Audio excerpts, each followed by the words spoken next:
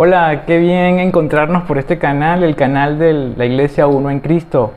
Mi nombre es Josué Gómez y espero acompañarlos el día de hoy en la reflexión dominical, que estará basada en el libro de Primera de Pedro, capítulo 3, versículos del 10 al 12. La reflexión la he titulado Una buena conciencia, el secreto de una vida feliz. Pero primero, vamos a orar. Padre Celestial, gracias por este tiempo. Gracias por el amor que tú nos has dado. Gracias por el milagro de la vida. Ponemos este momento, ponemos nuestros corazones actos y dispuestos a escuchar tu voz. En el nombre de tu Hijo amado Jesucristo. Amén. Bueno, como vimos la semana pasada en esta primera carta de Pedro, él va dando como directrices, va dando como referencias y vimos en el capítulo anterior que él daba como la forma o el comportamiento que tenían que tener los esposos.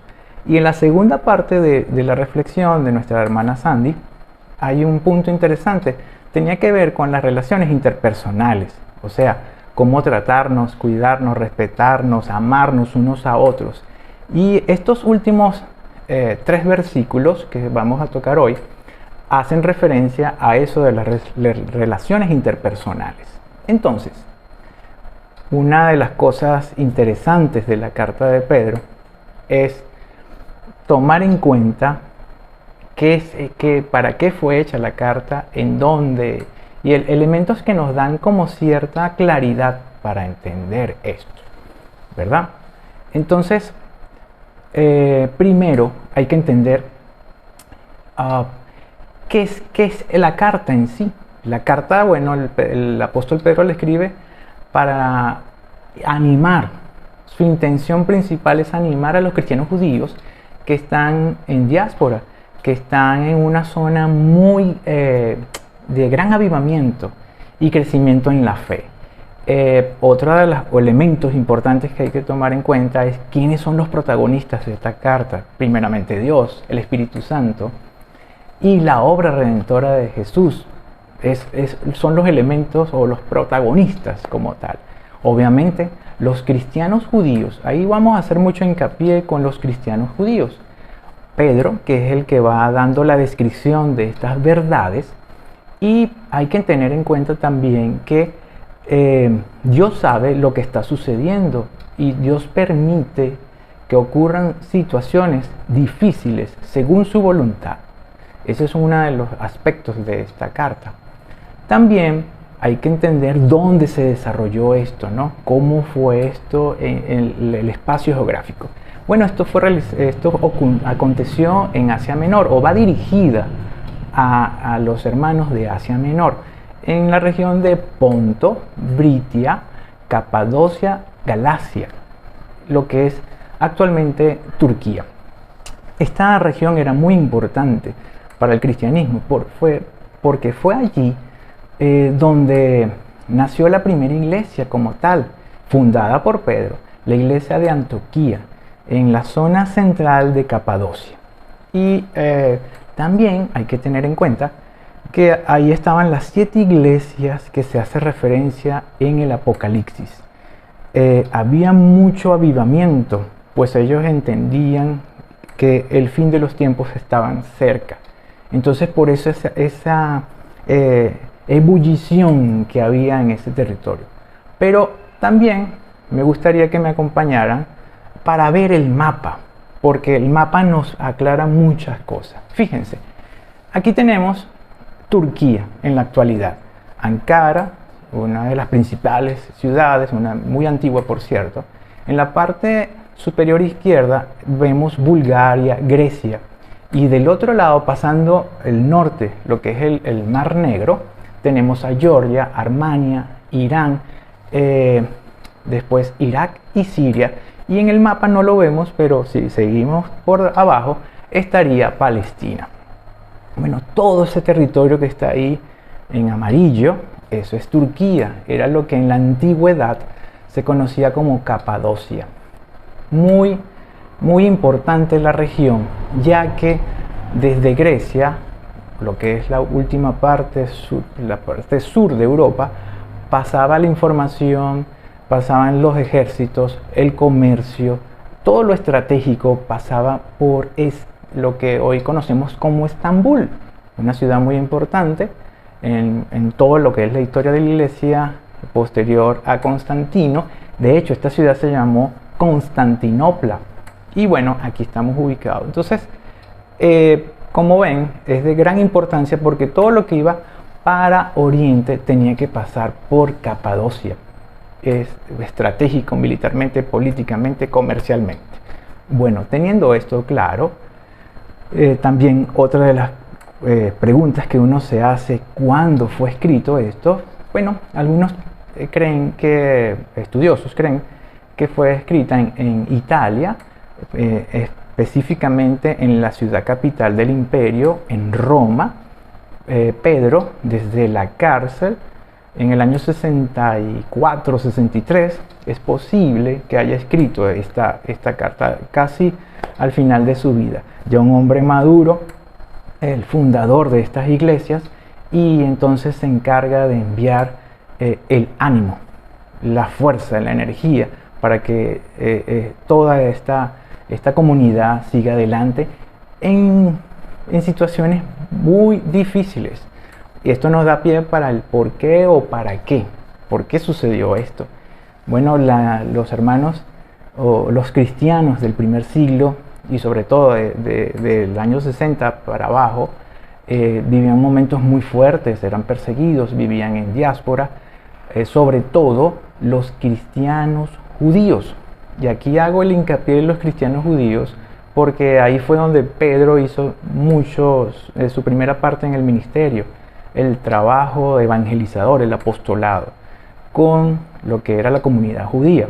Y ellos, como tal, eran mal vistos por los judíos, eran mal vistos también por los ciudadanos romanos, porque si bien existía una libertad de religiosidad o de fe, en cierto sentido, en el gran imperio, porque el imperio se nutría de tantas sociedades y culturas, pero el elemento principal era helénico, o sea, la creencia en los distintos dioses griegos, y después cambiaron a dioses grecorromanos, ¿no? Veían el cristianismo con cierta aprehensión, porque era un solo Dios, aunque el judaísmo también tenía la creencia de un solo Dios, pero la piedra de tropiezo para los judíos era Cristo, ¿vale? Entonces ellos esperaban el Mesías, y entonces los judíos veían a los cristianos como raros, ¿no? Y eran perseguidos, eran criticados por ello, por la fe en Cristo. El tema central de esta carta es el triunfo mediante el sufrimiento. El triunfo mediante el sufrimiento. Y bueno, la carta también está llena de recomendaciones de cómo vivir la vida cristiana. Bien, visto esto, vamos a leer la porción. Dice en Primera de Pedro, versión Biblia de las Américas, capítulo 3, versículo 10. Pues, el que quiera amar la vida y ver días buenos, refrene su lengua del mal, y sus labios no hablen engaño. Ay. Apártese del mal, haga el bien, y busque la paz y sígala. Porque los ojos del Señor están sobre los justos, y sus oídos atentos a sus oraciones. Pero el rostro del Señor está contra aquellos que hacen el mal. Muy bien. Vamos a ver en el versículo 10. Vamos a iniciar esto. Pues el que quiere amar la vida y ver días buenos, refrene su lengua del mal, y sus labios no hablen engaño. Hay una versión que dice, la versión lenguaje actual dice, porque como dice la escritura, y la versión que estamos leyendo, que es la Biblia de las Américas, dice, pues, da como confirmado, como, ¿por qué? Porque es así. Y aquí hay que entender de qué está hablando Pedro, a qué nos refiere Pedro, ¿no? ¿Cómo Pedro enrumba esta reflexión? Y bueno, creo que Pedro necesariamente como judío se enrumba al tema del inconsciente colectivo judaico. Les pongo un ejemplo. Como venezolanos, si nosotros escuchamos el alma llanera, ¿verdad? La primera frase, soy hermano de la espuma, de las garzas y de la rosa y del sol. Yo nací en esta ribera del Arauca vibrador y después sigue todo. Esa frase es algo que nos conecta como cultura, como venezolanos. Está en nuestro inconsciente colectivo, tanto los que estamos aquí en Venezuela como todos los hermanos que están fuera de nuestra nación en este momento. Pues Pedro toca algo muy importante con esta frase: refrene su lengua del mal y sus labios no hablen engaños. Él nos lleva al pasado del pueblo judío, a un momento histórico y a un personaje histórico. Nos lleva nada más y nada menos que al rey David, en un momento principal, un momento increíble, que es David es librado de los filisteos y sus oraciones a Jehová, a nuestro Señor, son escuchadas. Y esto es el maravilloso y hermoso Salmo 34. Mira cómo inicia esto, es un poema, es el Salmo al Señor como proveedor y salvador. Versículo 1 del Salmo 34. Bendeciré al Señor en todo tiempo, continuamente estará su alabanza en mi boca. En el Señor se gloriará mi alma y lo oirán los humildes y se regocijarán. Engrandece al Señor conmigo, exaltemos aún a su nombre. Busqué al Señor y Él me respondió y me libró de todos mis temores. ¡Qué belleza! ¡Qué hermoso! ¡Qué humano! Es una relación entre Dios y el hombre. Es una conversación. Yo te pido, yo te alabo, yo te clamo y tú me escuchas. ¿Vale? Hay un cántico también que nos resuena. O sea, eso está en el inconsciente colectivo del pueblo judaico. Esta frase, este inicio, este salmo. Pero vamos a donde hace referencia Pedro. Donde hace referencia Pedro en la historia. Pedro, hombre pescador, hombre de calle, práctico, ¿no? Mira lo que dice el versículo 12. Estamos leyendo en Salmos 34. ¿Quién es el hombre que desea vida y quiere muchos días para ver el bien? Interesante pregunta. Guarda tu lengua del mal y tus labios de hablar engaño. Apártate del mal y haz el bien. Busca la paz y síguela. Pablo no está hablando nada distinto. Está textualmente apoyado en esta alabanza, en este cántico. Los ojos del Señor están sobre los justos y sus oídos atentos a su clamor. Amén. Interesante esta conexión de Pedro a este momento histórico del pasado, a un rey David humano, creyente, fervoroso, pero también con muchos errores, ¿verdad? Y fíjate cuando vemos que quien desea vida y quiere muchos días para ver el bien, ¿verdad? ¿Qué tiene que hacer?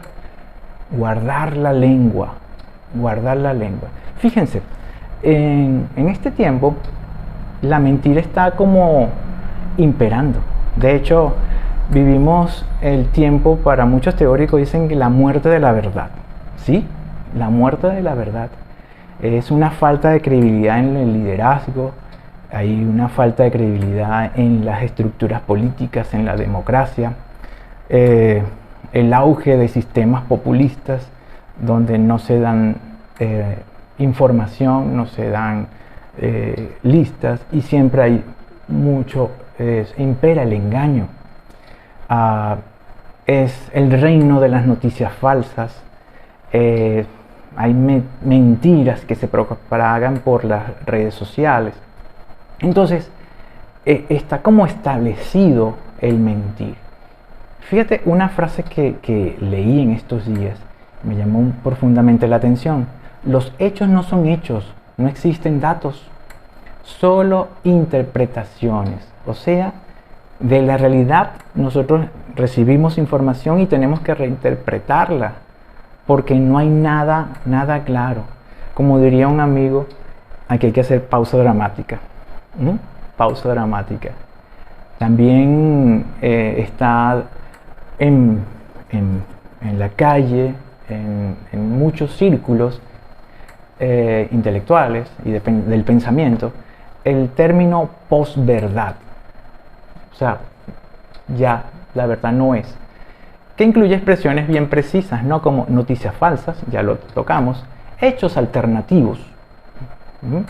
Ahora conocemos el nacimiento de ciencias falsas.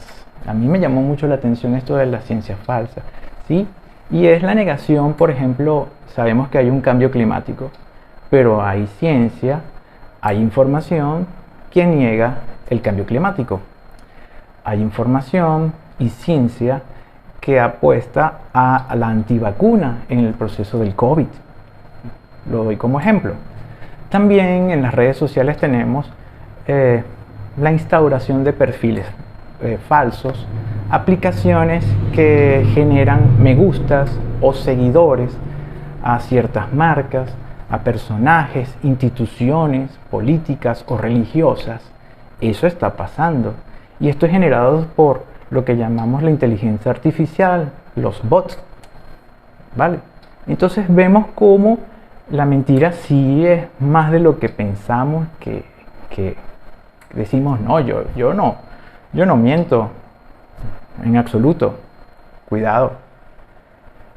Está también la manipulación estética, la manipulación corporal, el engaño del tiempo. No estoy en contra, solamente digo que en ocasiones o en situaciones es a un autoengaño. El retoque, el arreglo que se ve en personajes, en distintas individualidades, para tratar de posponer el paso real del tiempo, pero finalmente es un autoengaño, ¿vale? También el retoque en el tema digital.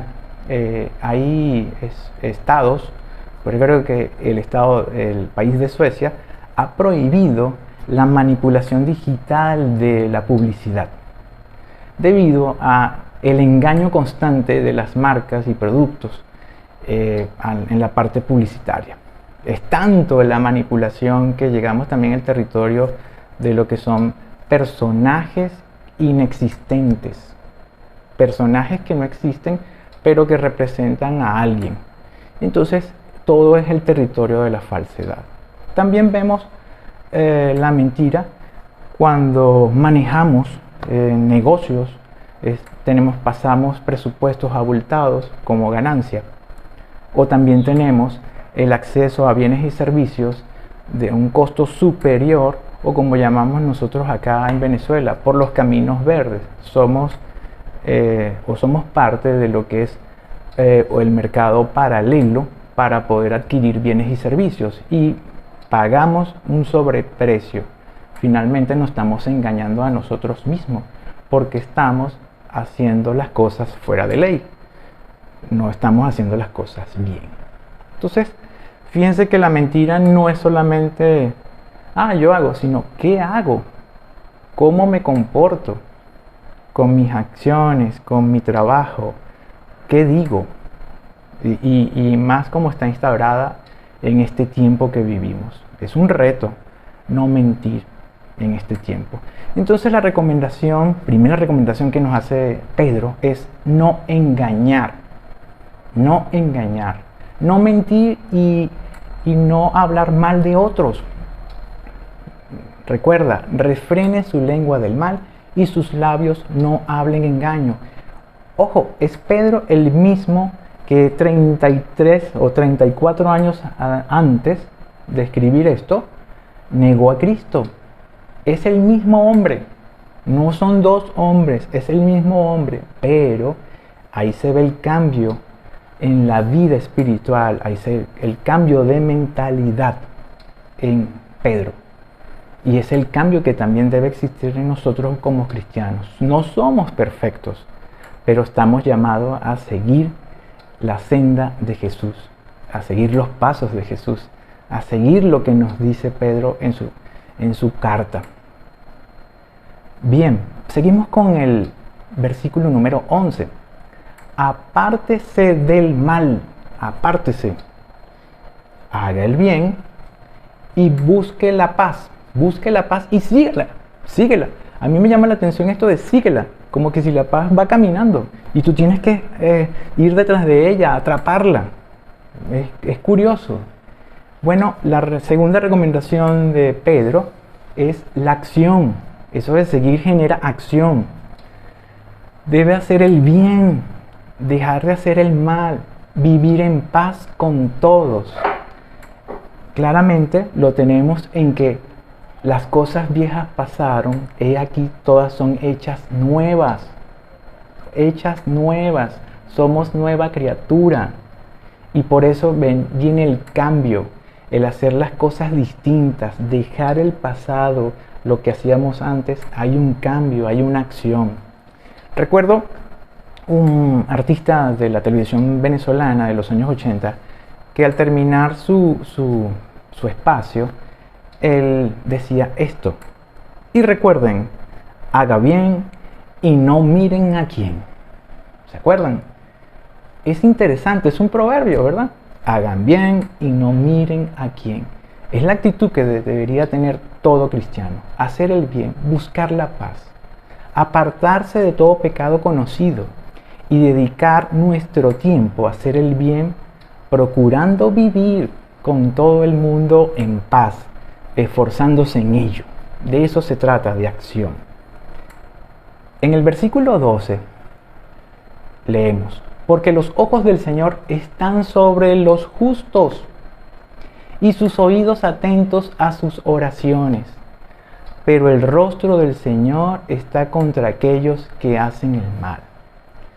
Me permiten ir nuevamente a Salmos, porque tenemos que tener esa referencia clara del Salmo 34, de donde Pedro toma y traspola eso del inconsciente colectivo, ese canto de alabanza. En el Salmo 34, el versículo 6 dice así: el rostro del Señor está contra los que hacen mal, para cortar de la tierra su memoria. Duro, fuerte. Claman los justos, o sea, oran, y el Señor los oye. Qué hermoso, ¿verdad? Y los libra de todas sus angustias. Tenemos angustias, no nos exime de tener angustias. Cercano está el Señor a los quebrantados de corazón y salva a los abatidos de espíritu. Estos abatidos de espíritu serán los que viven en depresión, que tienen depresión, los que están quebrados emocionalmente, los que están dolidos por fracturas a nivel familiar, los que están en crack financiero. ¿Son estos los abatidos de espíritu? Versículo 19. Muchas son las aflicciones del justo.